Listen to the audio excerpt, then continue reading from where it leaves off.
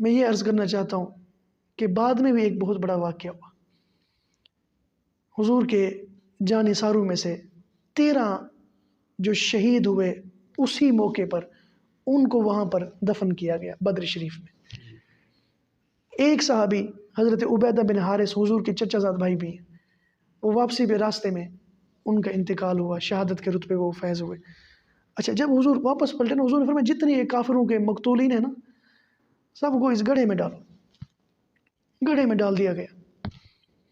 اس کے بعد حضور اس کنویں کے منڈیر پر تشریف لائے، کنارے پر. حضور نے فرمایا بتاؤ فلاں فلاں فلاں، بتاؤ مشرکین کو، وہ بھی جو قتل ہو چکے تھے، ان کو حضور نے نام لے لے کر، اور حضور نے فرمایا جو اللہ نے مجھ سے وعدہ کیا تھا وہ سچ کر دکھایا.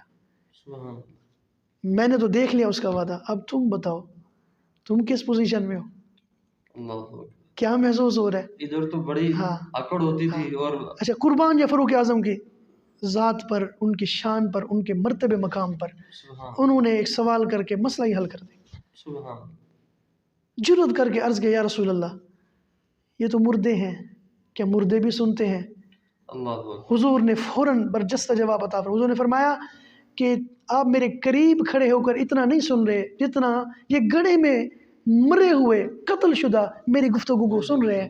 بس یہ جواب نہیں دے سکتے، یہ زندوں سے زیادہ سننے والے.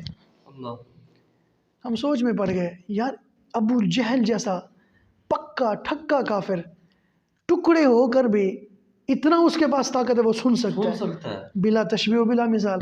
پھر جو اللہ کے پیارے ہیں پھر ان کی شان کا عالم کیا ہوگا.